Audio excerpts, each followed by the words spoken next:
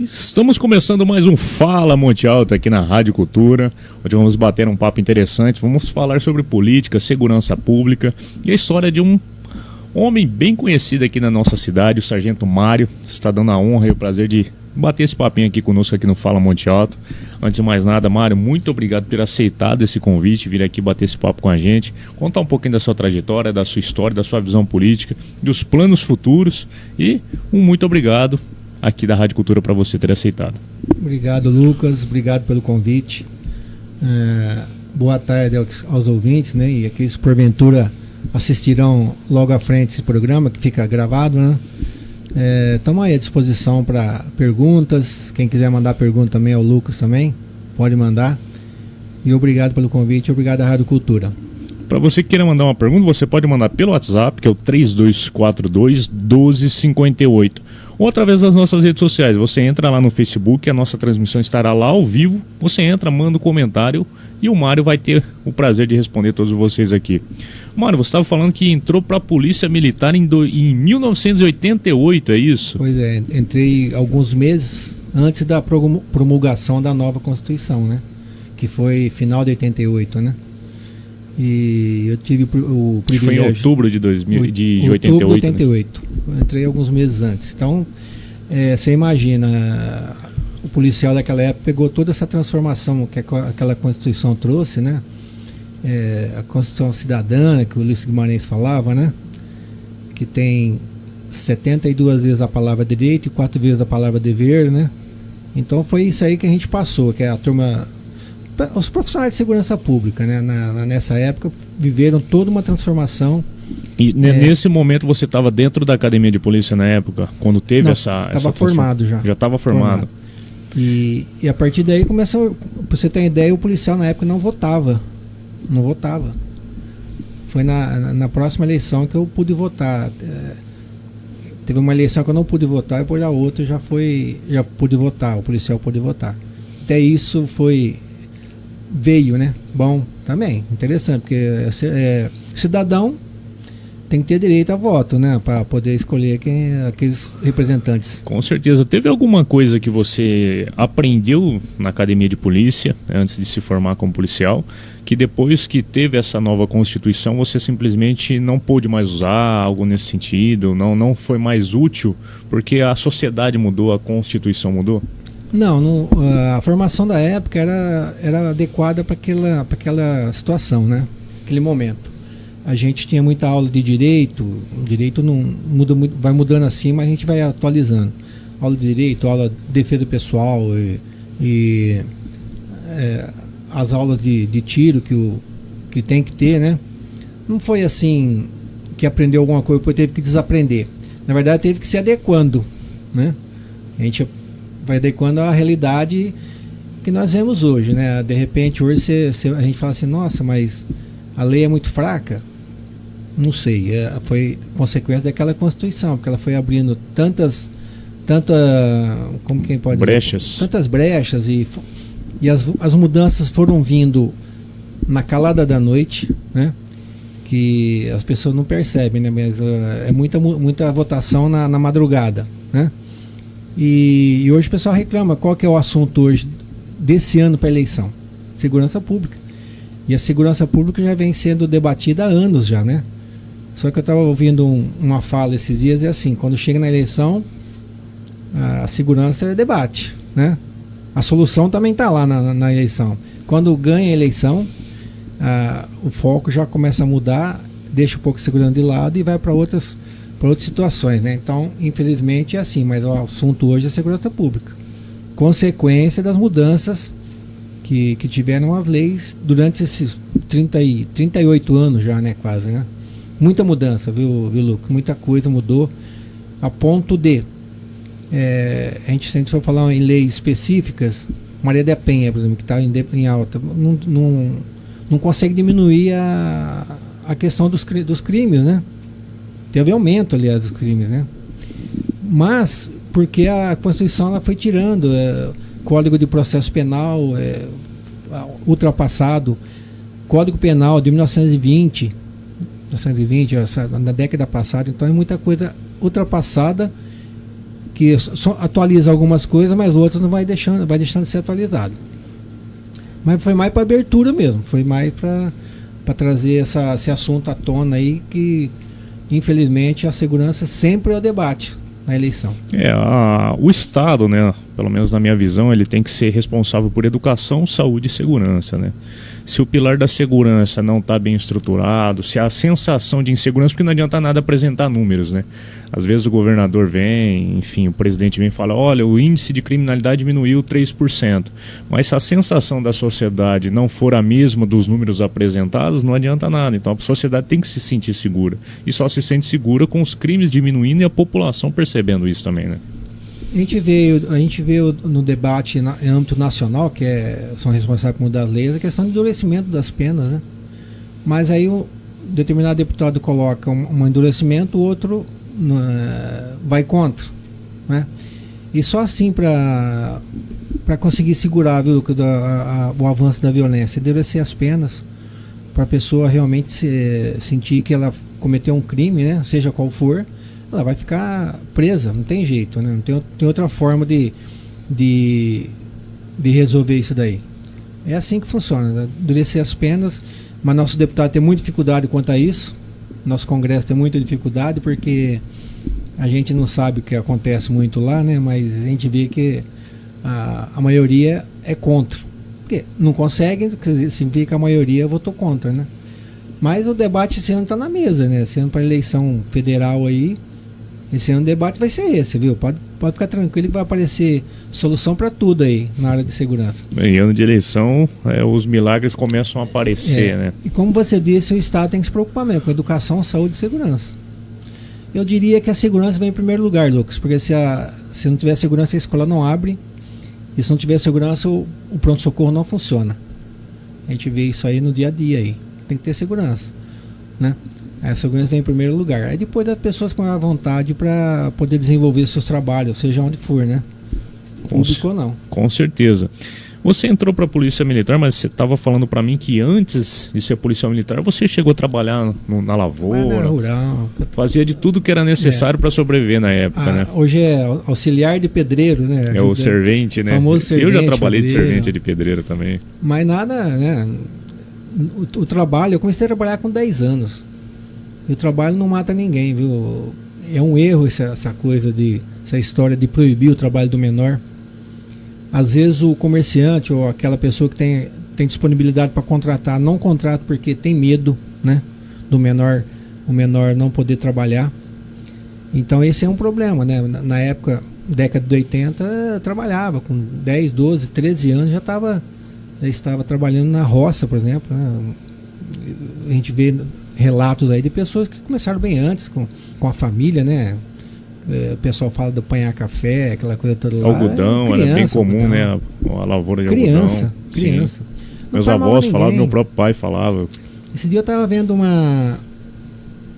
um estudo aí sobre a criança, mais ou menos no mesmo sentido. A criança da década de 80, a criança que é responsável pelo afazeres doméstico. Lavar a louça, por exemplo, foi o exemplo que deu ali. Aquela criança consegue desenvolver o afazer doméstico até o fim, ela faz com satisfação, ela se torna uma pessoa mais confiante no futuro, quando vai ser um adulto confiante. Tem até o termo lá específico lá, até eu compartilhei no meu Facebook lá, quem quiser dar uma olhadinha. Então a criança consegue fazer o afazer doméstico, né? Que hoje o celular não deixa, né?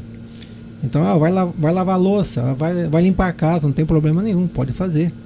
No futuro ela vai ser uma pessoa confiante nela mesma, né? Que é o que falta muitas vezes a pessoa, a autoconfiança. Você nesse período que você trabalhou na roça, trabalhou de servente, de onde que veio esse desejo de ser policial? Eu gosto do militarismo, algo que eu gosto, militarismo, né? Quer queira, quer não, se a gente olhar para outros países aí, Estados Unidos, por exemplo, se você olhar a vida pregressa dos presidentes lá, são todos militares, né? A maioria é militar, né? Não todos, mas a maioria é militar. E o militarismo, de alguma forma, ele traz uma disciplina, hierarquia, disciplina, que a gente tem em todo lugar, né? Você não pode chegar numa empresa e falar assim, vou ver se eu vou fazer o o que o patrão manda, por exemplo. Não, tem que trabalhar, tem que ter disciplina. O militarismo é diferente. Eu segui regras, segui as ordens, né? E eu sempre gostei disso daí. Até uma época eu consegui uns caderninhos. A minha intenção era entrar no exército, mas não foi à frente essa história aí. Aí um dia eu acabei indo para São Paulo fazer inscrição, que na época tinha bastante vaga, né? Na época do Opala tinha muita vaga para policial lá. Eu fiz inscrição, foi passando logo de primeiro, mas foi muitas etapas, principalmente físico, né? Físico era muita coisa, mas deu certo. Acabou entrando logo de primeira, foi tentando, foi fazendo. O primeiro concurso, passou por todas as etapas, isso com 18 anos, né? O único concurso público que eu fiz foi isso daí. 18 anos e 6 meses eu tinha. 18 anos e 6 meses. Policial novo praticamente. Tava lá, né? No Pico do Jaraguá, lá do lado tem uma escola grande de polícia militar ali. O que a sua família pensou na época? Pô, querendo ou não, você era um menino, né? Não, vai se tornar um policial. Eu não percebi muito, não percebi nada, não. Se a minha mãe. E na época, detalhe, não tinha celular, a gente não tinha telefone fixo em casa. Então você via a mãe cada 15 dias, 20 dias, de São Paulo pra cá. Aí ia pra lá todo. Mas graças a Deus a família. Aí entra o papel da família, né, Lucas? Se a família dá o apoio, a pessoa vai seguindo. Se a minha mãe falasse, volta, na hora a gente voltava. Né? Não fica, né? Porque é difícil sair de um... Era jovem também, estava indo para uma cidade completamente diferente, que era Monte Alto. Totalmente diferente. A minha mãe, ela conseguiu se segurar, dona de casa, Dona Maria, conseguiu se segurar. Meu pai era caminhoneiro, ele viajava bastante. Então deu tudo certo, porque eles ajudaram também, senão eu não teria ficado. Aí você ficou quanto tempo lá em São Paulo? 6 anos lá. 6 anos. Aí trabalhava na rua, como que era esses primeiros anos? Na área centro, Sé, Cambuci, depois eu fui lá pro Morumbi, trabalhei lá, o restante do tempo foi pro Morumbi. E depois de 6 anos, que é a dificuldade para vir embora, agora tem bastante vaga no interior, mas na época só tinha vaga em São Paulo só. Era incrível, né? Eu acabei vindo embora. Era tudo muito centralizado, o concurso era prestado lá tudo também, lá. Era tudo em São Paulo, né? Inclusive os concursos, né? As escolas, né? Agora a gente tem a escola em Ribeirão Preto, a escola em Ribeirão, bastante aluno ali. E era tudo em São Paulo na época, que era ali onde eu falei, em Pirituba. Era 500 alunos, minha turma lá, bastante gente. Daqui de Monte Alto, né? Na época que você prestou o concurso, foi só você ou foi mais alguém daqui que você se lembra? Não me lembro, mesmo porque eu saí da cidade de Pirangi, né? Morava em Pirangi na época. Você prestou concurso e era morador de Pirangi. Então, você vê, 10 mil habitantes para 10 milhões, né? Aí sim, é completamente mesmo, né? Depois que eu fui, muitos policiais de Pirangi entraram na Polícia Militar.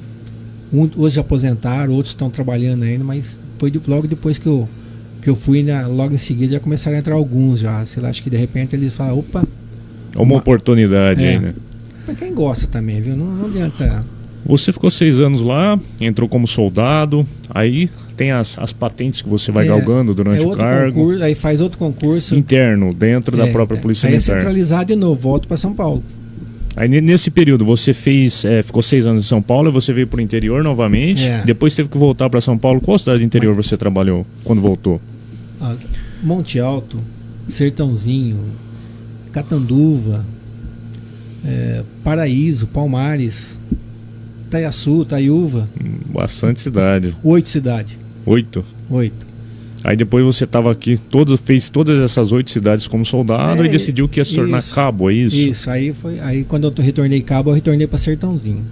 Aí você foi em São Paulo, fez a escola lá e voltou para Sertãozinho como cabo, aí ficou lá em Sertãozinho. Sertãozinho e Monte Alto. Sertãozinho e Monte Alto. Eu tive o privilégio de trabalhar em Monte Alto, né? Como cabo.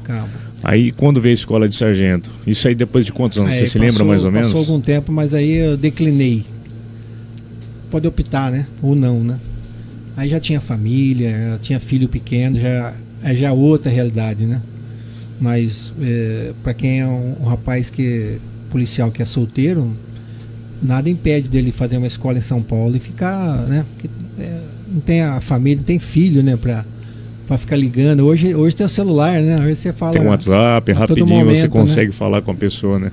Aí eu acabei não fazendo escola de sargento. Mas aí quando a gente quando a gente fala para reserva, aposentadoria ou reserva, né? Aí vem a promoção de sargento. Eles te dão a promoção e te colocam na reserva. Isso. É. Como que funciona essa questão da reserva? Só para que as pessoas que não entendem possam saber. Por exemplo, se acontecer uma emergência, aí você é chamado de volta, por isso que falam reserva? Reserva, porque até 65 anos, né? Pode ser chamado para guerra, né? Aí todo militar, né? Aí caso aconteça, você é chamado de volta. A Polícia Militar é uma força reserva do Exército, né? Até onde eu sei, né? Se não mudou nada, era, né? Uhum. Aí até 65 anos a pessoa pode ir para guerra. Imagina esses países aí que vivem em estado de guerra, eles, além de eles pegar a pessoa bem jovem, também pega aquele mais experiente também, né? Por isso que fala reserva, né? Eu me lembro, teve eu não lembro se foi no Espírito Santo, agora não vou me lembrar, foi alguns anos atrás, teve uma paralisação, uma greve que os policiais militares fizeram, e foram chamados os policiais da reserva para compor o efetivo, pois tava toda aquela turbulência e tudo mais, né? Tem algumas situações, por exemplo, na Olimpíada de 2016, né? Os policiais foram chamados, o voluntário, né? Quem quisesse trabalhar na Olimpíada foram compor o efetivo. Isso. Não sei que tipo de serviço que seria lá, mas ia trabalhar lá. Agora eles restringiram a 5 anos depois de aposentado. Então a pessoa que está até 5 anos ela pode ser.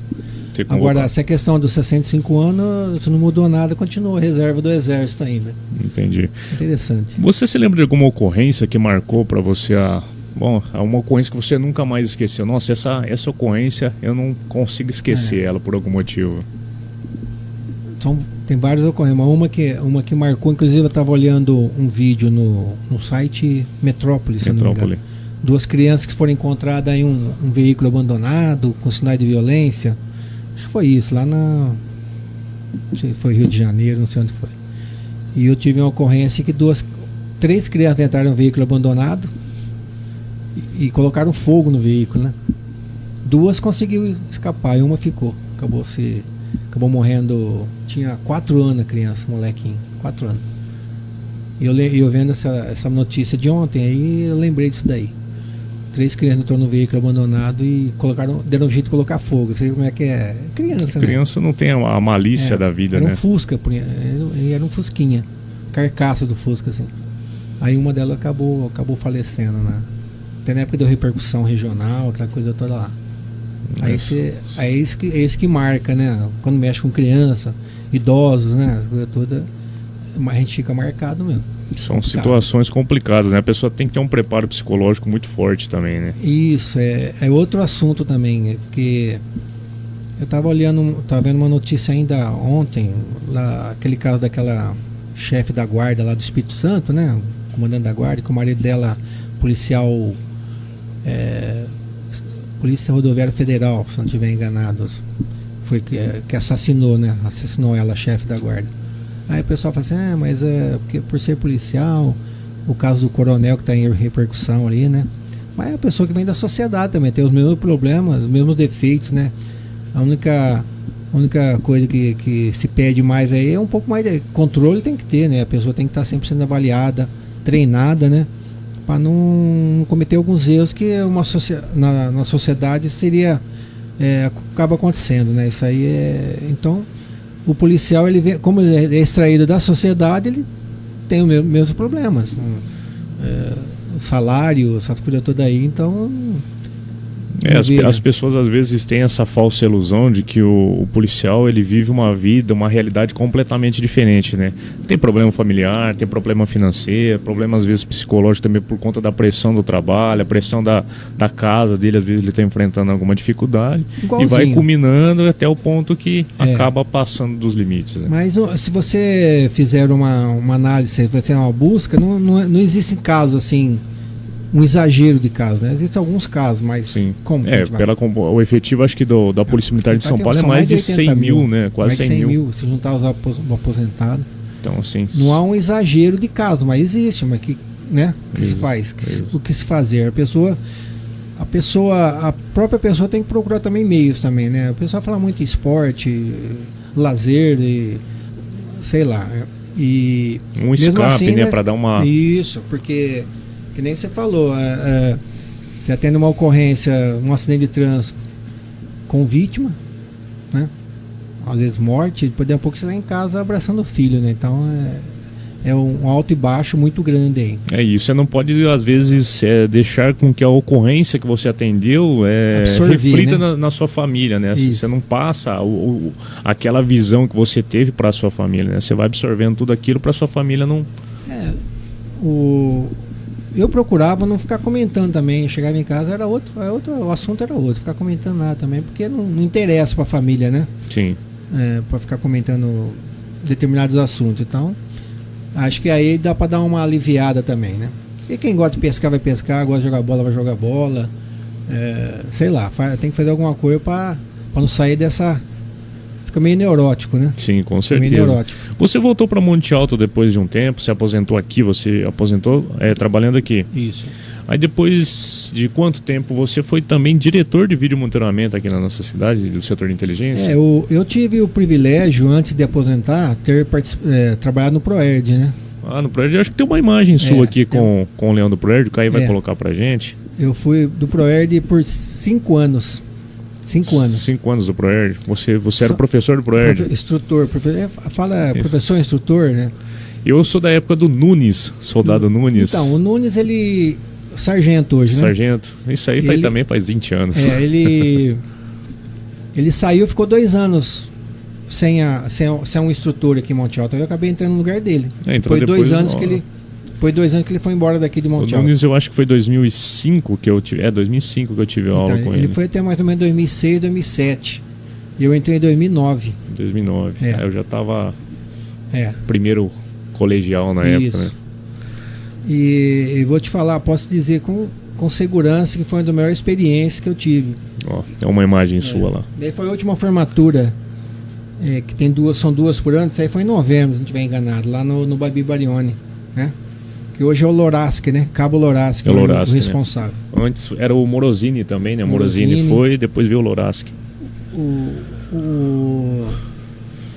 Foram 3.000 crianças passaram 3.000. Hoje a maioria eu conheço. Eles acham que não, mas a maioria eu conheço pela fisionomia. O nome a gente não é, mas a fisionomia eu lembro de praticamente todos. E muitos por aí trabalhando no comércio. Alguns jogando bola comigo, né? Eu nunca comentei com ele, mas tá jogando bola comigo. Então foram 3.000 crianças, porque eram 10 anos, né? Da criança, né? 10 anos de idade, passaram 3.000 pela minhas aulas lá. E aquela história, se você conseguiu resgatar um, já tá valendo, né? Mas eu posso dizer com certeza que a maioria não teve problema com drogas, com a violência, né? Alguns teve, mas a maioria não teve. A grande maioria, praticamente a total maioria, não teve problema. Hoje em dia, infelizmente, né, a sociedade ela está normalizando às vezes o consumo de bebidas alcoólicas, algo que o Proerd vem lutando há muito tempo para que os adolescentes não entendam isso como algo comum, né, algo que deve ser evitado a todo custo, mas infelizmente alguns acabam escolhendo outros caminhos. As aulas do Proerd são as aulas... Não é proibitivo, não, você não proíbe. Porque se proibir, parece que acende uma luz na cabeça da pessoa, né? Aquele sentimento de rebeldia, né? Falou para não fazer, então agora que eu faço. Né? Orientação, né? Orienta e fala sobre os males que causa. Não tem nada, eu lembro que na época, mas de primeiro vinha, há muitos anos atrás, né? Décadas, né? O policial trazia alguma amostra de algum produto, mas hoje não existe mais isso aí, não tem como você andar com uma amostra na bolsa de maconha e cocaína, mas o pessoal vê isso aí todo momento, infelizmente acabam vendo. E a nossa ideia, objetivo era orientação, basicamente daí, orientar a criança dos males que a droga causa, começando pelo álcool, como você disse, não, o álcool ele é a porta de entrada, né? Aí a pessoa que não tem... o nosso organismo é assim, ele tem predisposições, né? E o álcool parece que ele acende, em alguns casos ele acende, ativa lá uma predisposição que a pessoa vai em frente. Mais álcool, vai partindo para outras drogas. Até aconteceu o que a gente vê muito por aí, né? Essas pessoas muito viciadas, né? Muito viciadas. E acaba se perdendo nesse mundo aí, né, das drogas, do álcool. Depois para retornar, para voltar, é muito mais difícil, né? Não, é muito difícil, praticamente impossível, porque ele tem que conviver com isso o resto da vida. Vira uma doença crônica, né? E é um problema que ele não consegue se livrar 100%, né? É algo que está sempre perseguindo ele. Qualquer momento pode ter uma recaída, um gatilho que faça ele voltar naquela situação. Imagina o cara que é fumante, quer parar de fumar. Ele vai num lugar e tem aquela fumacinha de cigarro vindo pro lado dele. A bebida alcoólica é a mesma coisa, né? A pessoa deixa de beber, mas o corpo está pedindo. O organismo está pedindo. É muito difícil, cara. A gente vê alguns casos aí, a gente vê, né? Mas tem que dar os parabéns para a pessoa. Falei, nossa, você conseguiu mesmo, porque é muito difícil viver longe disso. Onde você vai, tem. Você vai na festa de família, tem. Confraternização, tem alguma bebida alcoólica. É complicado. Um cigarro, alguma coisa nesse sentido aí, né? Você ficou no projeto por quantos anos? 5 anos. 5 anos. Aí depois disso que você virou diretor ou foi durante o mesmo período? Nesse tempo, logo em seguida, já saiu minha aposentadoria, né? Em 2016. Em 2017, até tem uma foto ali, mas é recente,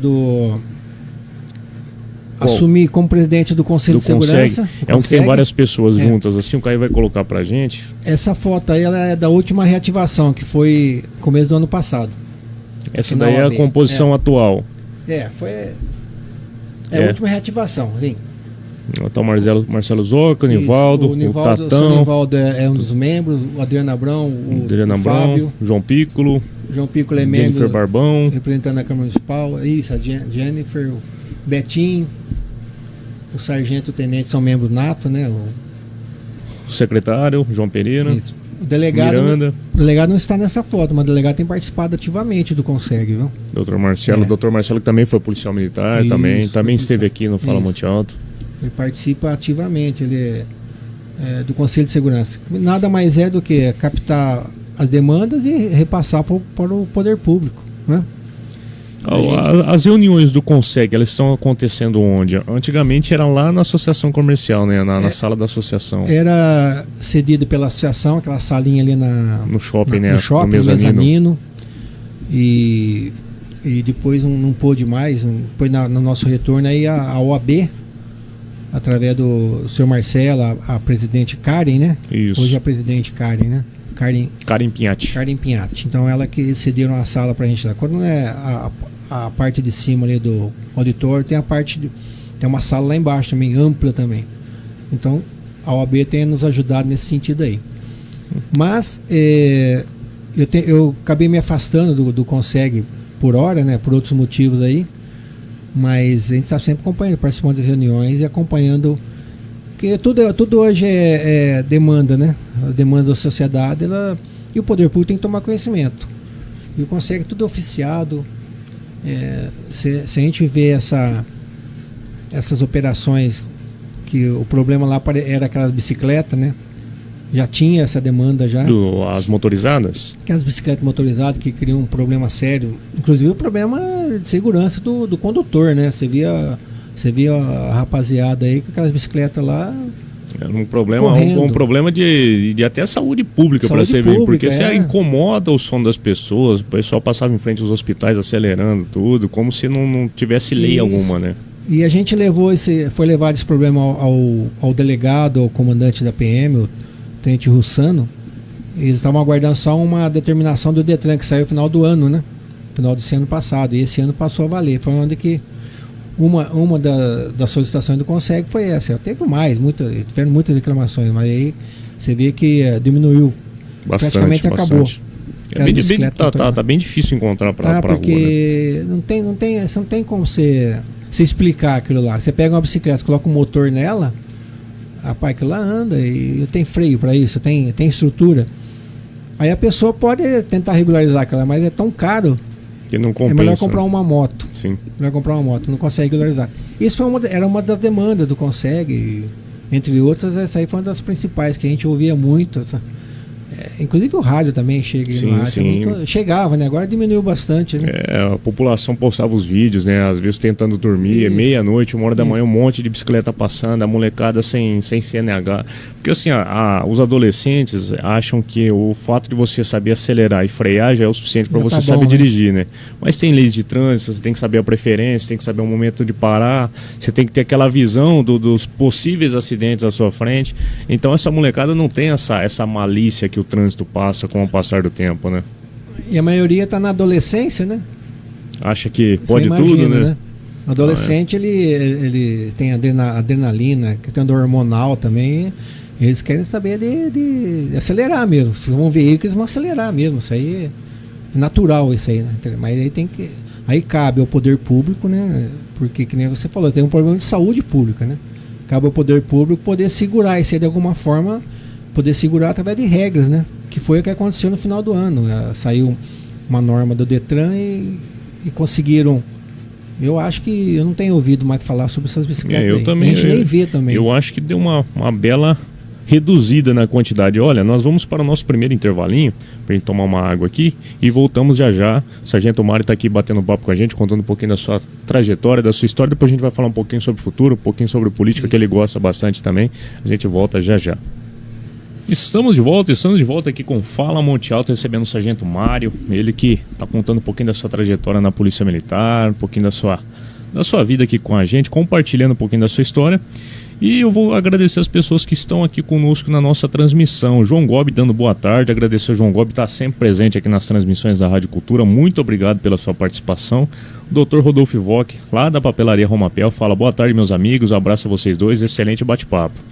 Também o Antônio Rocha manda uma boa tarde para nós. E o Fabiano também está dando boa tarde aqui para nós. Um abraço, Fabiano, está sempre acompanhando a gente aqui.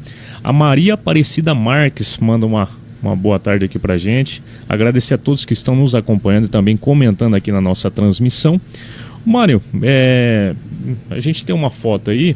Você indo lá visitar uma figura bem conhecida aqui, não só em Monte Alto, mas também no nosso país, que é o Sargento Nandes, né? Aquele famoso bordão que ele fala numa abordagem, se apura Majão. Se apura Majão. Tá ele aí, ó. Para quem está nos ouvindo, o Mário tá com ele no meio aqui, e também o secretário de Segurança Pública, João Pereira, e o Sargento Nandes está aí no meio, que é vereador lá em São Paulo também. Vereador. Eu estava com o secretário na Câmara Municipal naquele dia, né? Secretário João Pereira, e eu falei para ele, vamos fazer umas visitas aí, né? E nós encontramos o Sargento Nantes lá. Ao contrário, quero destacar, ao contrário do que se parece, ele é muito preocupado com a questão social, viu? Ele se você vê as falas dele na tribuna da Câmara Municipal de São Paulo, é questão social. Ele é preocupado com aquela criança que não tem oportunidade. E ele ajuda bastante essa turma aí. Não é segurança pública pura, não. Então ele, além de segurança pública, cara, mas ele também tem as ações sociais dele, que é uma preocupação dele também. Sargento Nantes. Eu não me lembro quem falou a frase. Se alguém souber aí na nossa transmissão, por favor me lembre, mas fala a importância de educar os meninos para não precisar corrigir os homens, né?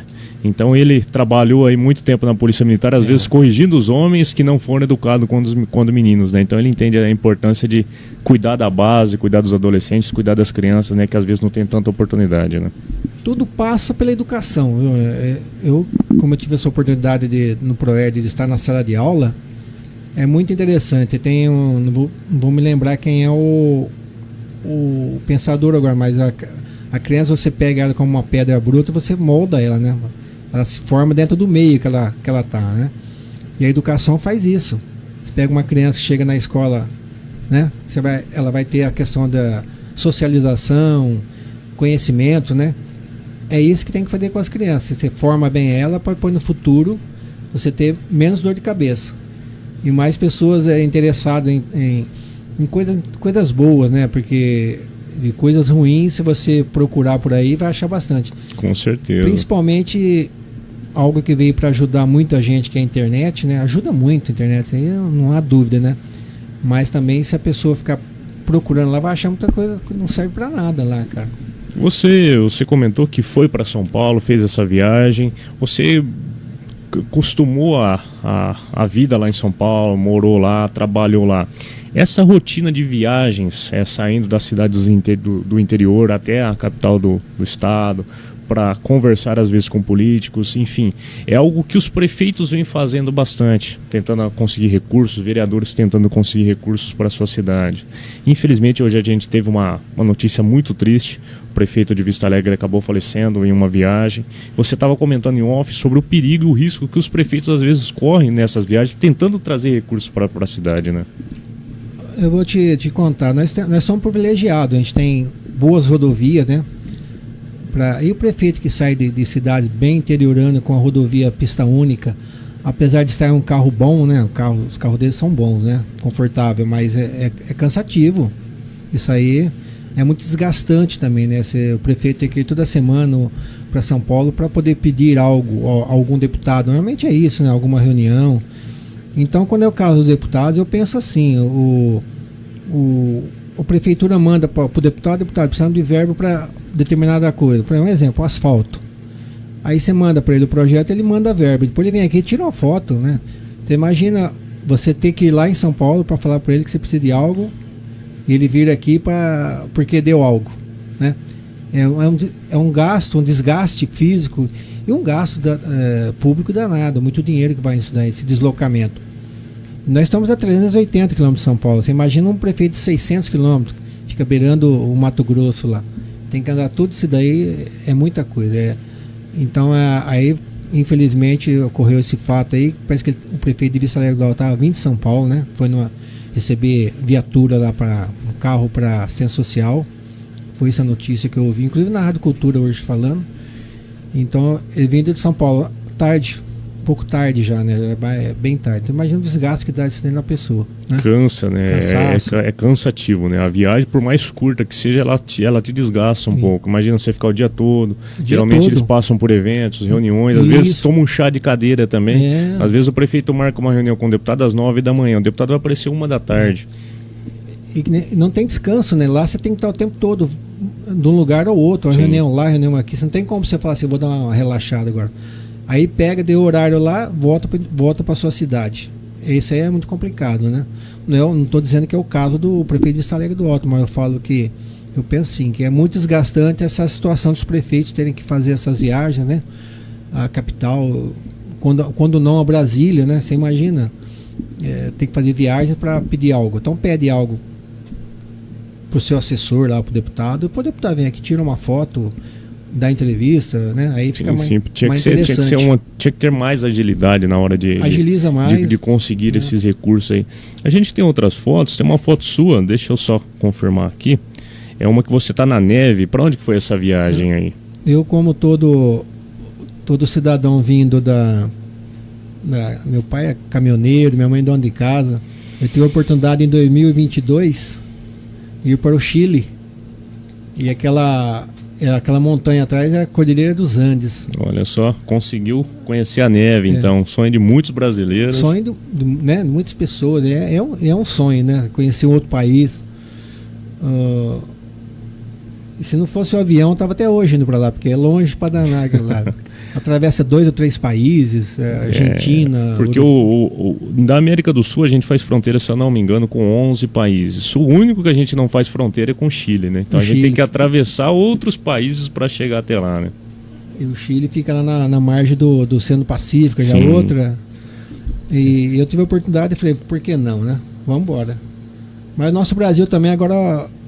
As próximas opções aí é o Brasil, que o Brasil tem muita coisa para você conhecer no Brasil, né? O Brasil é muito interessante. O Brasil é um país gigantesco, né? Você vê, ele faz divisa com vários outros países, né? Tem de tudo, tem desde cachoeiras, praias, até lá no Rio Grande do Sul, se for numa época bem gelada mesmo, você pega até neve lá, né? Então, o nosso Brasil é muito interessante. Você vai de norte a sul, são vários países num país só, né? Com certeza. Tem umas postagens que você me mandou aqui. Se o Caio puder colocar pra gente, aquelas preto e branco que tem umas frases.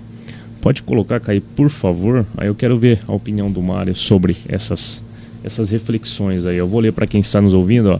Jamais esqueçam que não existe dinheiro público. Todo o dinheiro arrecadado pelo governo é tirado do orçamento doméstico, da mesa das famílias. Margaret Thatcher. O que você acha, Mário, desse posicionamento, dessa reflexão? Margaret Thatcher, né? Thatcher. Se é que tá certo, era conhecida como Dama de Ferro, né? Foi primeira-ministra da Inglaterra por muitos anos. Da Grã-Bretanha, né? Que tem todos um áudio dela também. Isso aí é o que está escrito, mas tem um vídeo que ela falando. O dinheiro público é sagrado. O dinheiro público não pode ser... Tem que ser cuidado, né? De alguma forma, tem que ser intensa mesmo. Por isso tem tanta fiscalização em cima do dinheiro público. E ela diz que o dinheiro do imposto é tirado da mesa do trabalhador. Sai do nosso bolso. Sim. Algo que você poderia comprar um alimento melhor, viver melhor, você tem que pagar imposto para o governo. Nós estamos hoje... E o Brasil é um dos campeões de imposto, né? Pagamento de imposto. Estamos hoje trabalhando 5 meses para pagar imposto para o governo. Tem uma nomenclatura engraçada que o brasileiro gosta de utilizar, né? Principalmente o governo, enfim, fala que nós somos contribuintes. A contribuição ela é voluntária. Todo mundo paga algo contribuindo porque ela quer. Mas o imposto não, a gente é só um pagador de impostos mesmo. Nós não contribuímos, nós somos obrigados a pagar. E então a gente espera que o mínimo que seja feito com o nosso dinheiro é que ele seja gasto de uma maneira mais coerente, com mais possibilidades de trazer de volta ao cidadão tudo aquilo que ele contribuiu. Temos outra imagem aí, Caí, por favor. A gente vai...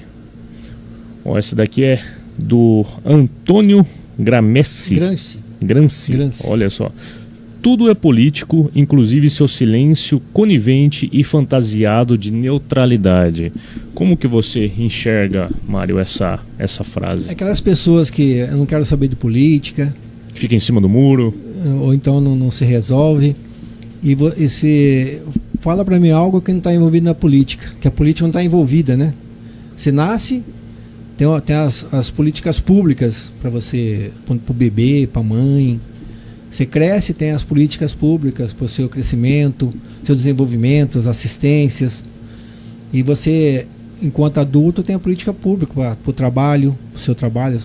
Inclusive o trabalho é algo que a política tem que investir, né, em criação de polos industriais, enfim, geração de emprego, né? E o político está envolvido, a política está envolvida. Agora a pessoa que fala não quero saber, não vou me preocupar com isso, o silêncio dela beneficia muitos políticos ruins, né? Políticos maus, né? Que não tem interesse em ajudar a população, o interesse é o próprio umbigo mesmo. Então a pessoa tem que se envolver mais em política, acompanhar mais, de alguma forma, né? Sim. Não digo assim, se entrar na internet também, sair ofendendo todo mundo, né?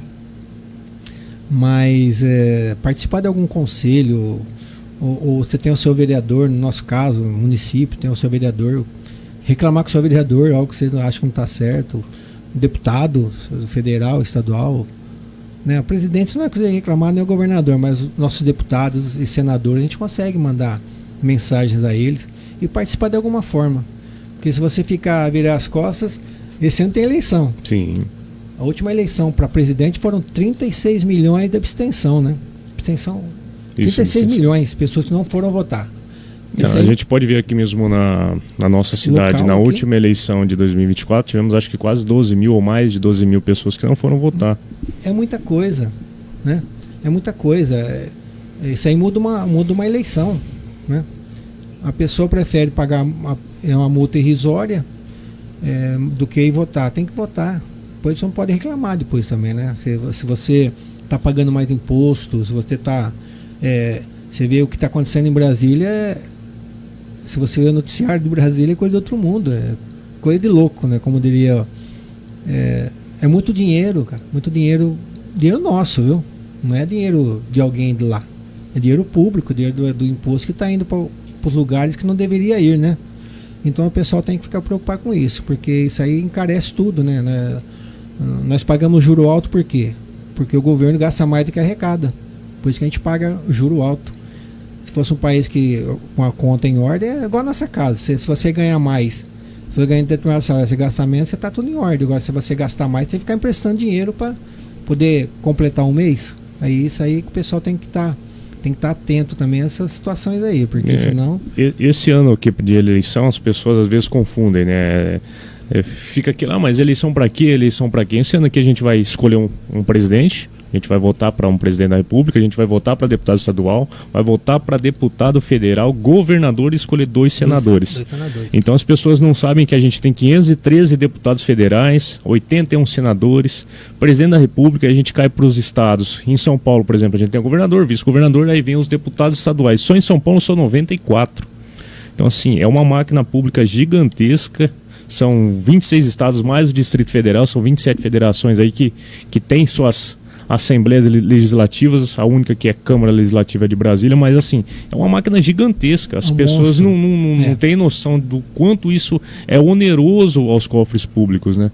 Às vezes, para sustentar essa máquina política, poderia estar sendo investido em questões sociais, uma melhor educação, mais recursos para a saúde, mas enfim, né? Então, se as pessoas não pensarem com a consciência, escolher pessoas que possam realmente ajudar a sociedade, né? Acabam escolhendo qualquer um e, infelizmente, quem sofre depois é a própria população que escolheu esse qualquer um, né?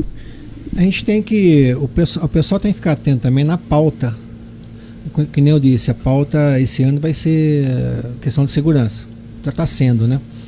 Mas isso é uma pauta populista também, que vem de anos, né? Eu te prometo. Aquele famoso, eu vou te dar isso, vou te dar aquilo. Isso não é só no governo federal que acontece todos os níveis de governo, né? Eu vou te dar isso, vou te dar a pauta populista. E o pessoal adora isso daí, porque, opa, vou te dar mais uma ajuda de custo, de alguma coisa aí. O pessoal adora isso daí, mas ele não sabe que vai sair do bolso de todos, né? E por causa dessa pauta populista, o país não consegue avançar. Não consegue avançar, porque é muita promessa, muita ajuda de qualquer coisa, né?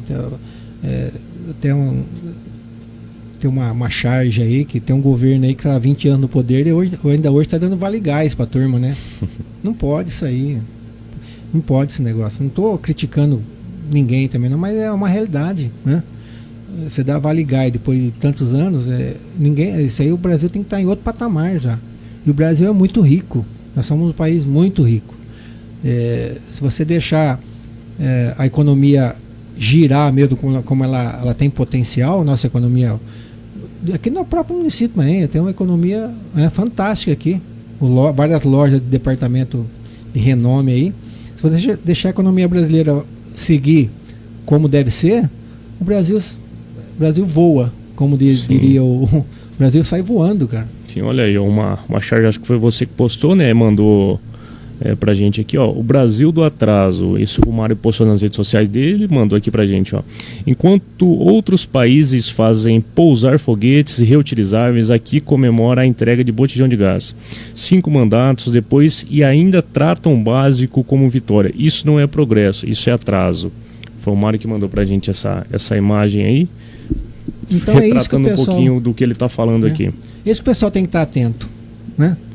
A gente entende, todo mundo, nós entendemos aqui que a assistência deve existir, né?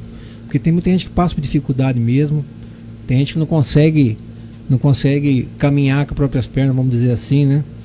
Mas se prometer uma assistência para muita gente, é claro que eles vão pegar, né? Ainda esses dias eu estava saindo da Caixa Federal, passou um rapaz lá, esse pessoal que vive na rua, semana que vem eu tô aí, achou que eu tava pegando alguma assistência lá, algum vale lá, semana que vem eu vou pegar o meu aí, gritou assim, né? Gritou para quem quisesse ouvir. Quer dizer, uma pessoa que consegue desenvolver algum tipo de trabalho, não, ele tá vivendo de alguma ajuda, que você sabe que essa ajuda não vai ajudar muito ele também, que vai viver com o básico do básico e vai continuar, acaba viciando, né? Viciando a pessoa, ela procurar ajuda do governo para alguma coisa. Que muitos precisam, muita gente precisa, daí tem que reconhecer, mas tem muita gente também que é os espertinhos da história aí. O Brasil é um país gigante, né, como a gente estava falando, né, não só em extensão de tamanho, mas também com toda a sua capacidade produtiva. É um país que está várias safras por ano, é um país que não sofre com tsunami, com furacão, com nevasca. com terremotos. É um país que tudo que você planta praticamente nasce aqui. Então, assim, é um potencial que às vezes está estagnado, parado no tempo, né? A gente vê que o país ele vem patinando isso há muitos anos e tem um potencial gigantesco que não está sendo aproveitado pelos seus governantes, né? Eu acho que o agronegócio, que é um exemplo disso daí que você falou, né? O agronegócio, ele, nos últimos anos, e detalhe, não existe... o Brasil é um dos países que mais preserva as matas nativas no mundo, né? A Europa não acabou com as matas nativas deles lá e estão voltando o olho para nós, para a gente não acabar com a nossa, mas isso é outra história. E o agronegócio no Brasil dá 3 safras por ano, um milho, por exemplo, uma soja. Isso é espantoso, isso aí. E o pessoal de outros países fala assim: opa, o Brasil está precisando de tanta coisa assim, vamos colocar alguma barreira lá para... né? Eles querem vender o produto deles lá também e nós produzimos tanto. E você tem que tirar o chapéu para essa turma da área rural aí, porque a turma trabalha. Com certeza. A turma não para. Nós vamos para um último intervalinho rapidinho, 1 minuto e meio, a gente volta com mais Fala Monte Alto e o Sargento Mário. Estamos de volta aqui com o Sargento Mário. Foi um breve intervalo. Quero agradecer a Ana Maria Azevedo, que também deu uma boa tarde pra gente aqui, Maria José, também dando uma boa tarde pra gente, e todos que estão nos acompanhando, nos ouvindo aqui pela Rádio Cultura. Mário, você gosta muito de política. Eu tô vendo que você tem opiniões fortes, tem suas ideologias políticas aí. Estava com o vereador Sargento Nantes, que provavelmente vai vir como deputado também esse ano. E para você, você tem alguma intenção futura, uma pretensão futura a se candidatar aqui ao Legislativo ou até ao Executivo de Monte Alto, que você pensa sobre essa possibilidade? Sim, eu acho que a cidade que me viu nascer, né? E eu construía as melhores fases da minha vida aqui em Monte Alto, com a família, com o trabalho, né? Acho que a gente pode de alguma forma ajudar, como a gente tem feito no CONSEG, o Conselho de Segurança, a questão de segurança eu tenho tentado ajudar como eu posso também, né? A Guarda Municipal, a formação dos GCMs, né? Todas as turmas, e quem sabe no futuro próximo a gente pode angariar, pleitear mais algum, né? Algo mais interessante para a gente poder fazer muito mais para a nossa cidade. Parece até um decoreba, né? Eu quero poder fazer mais, né? Essa coisa toda aí, mas aí não, aí o pessoal tem que ver também, o pessoal que é responsável aí.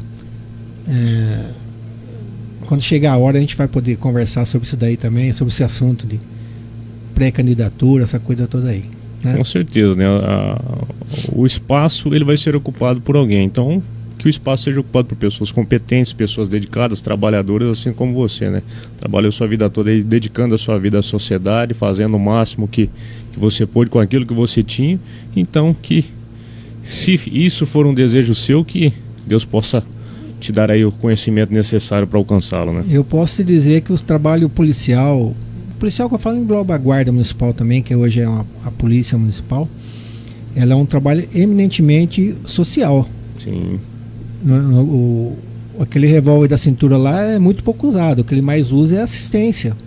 Vem aqui, me ajuda aqui, essas coisas todas aí, né?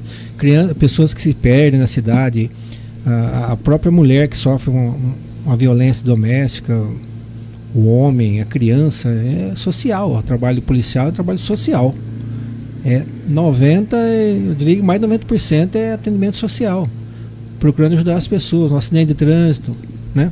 O encaminhamento ao pronto-socorro, tudo social. Às vezes a pessoa está com algum problema e a polícia chega e fala assim: não, vamos conversar, o que está acontecendo. Às vezes com uma conversa ela resolve uma ocorrência. É o primeiro que chega.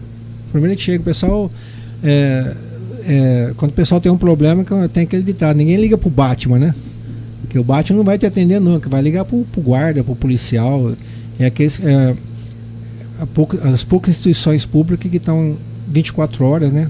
Em todas as cidades posso dizer pro estado de São Paulo, toda cidade tem polícia, a Guarda Municipal está caminhando para isso também. A Polícia Militar está em todas as cidades, 24 horas. Você ligou, eles vão te atender. De alguma forma eles vão te atender. Nem que for dar um recado por telefone. Como eu vi uma reportagem esses dias, a própria Polícia Militar criou um setor lá só para atender a questão de violência doméstica, ouvir as mulheres que fica lá em São Paulo no Copom. É uma boa ideia, né? Então é isso aí, é um trabalho social. O trabalho policial, graças a Deus, não é bem pouco. Mas tem também, né? Sempre tem, né? Mas o trabalho social ocupa a maior parte do tempo. Com muito certeza. Mais. Mano, nosso tempo já está acabando. Quero deixar os microfones abertos para você. Você pode agradecer, mandar um recado. Fique à vontade, deixe sua mensagem aí. Você tem 1 minuto para utilizar os microfones à vontade. Eu estava olhando aqui, alguns companheiros estão ouvindo aí. O pessoal do futebol do sábado está ouvindo. A família. Mandei no grupo da família também, estão ouvindo. Quero mandar um abraço a todos. Muito obrigado pela audiência. Depois a gente vai compartilhando o vídeo também. Vai chegar muito mais gente. Com certeza. A gente agradece muito. Eu agradeço vocês aí pela oportunidade. Você pelo convite. A Rádio Cultura, que eu venho à Rádio Cultura desde 2009. Quando eu entrei no ProERD, teve essa necessidade de divulgação, né? De divulgação de formaturas, aquelas coisas todas lá. Então, desde 2009 que eu venho ocupando aqui, esse espaço aqui. Tá certo? É isso aí, Mário. Muito obrigado por ter vindo aqui, tirado esse tempinho, compartilhado um pouquinho da sua trajetória. Quero mandar um abraço para todos que participaram da nossa transmissão, que estão nos ouvindo e também nos assistindo. Agradecer o Caê, que faz o programa acontecer nos bastidores. Também o Matias, que é responsável pelo canal oficial aqui do Fala Monte Alto. E a todos, um forte abraço e até mais.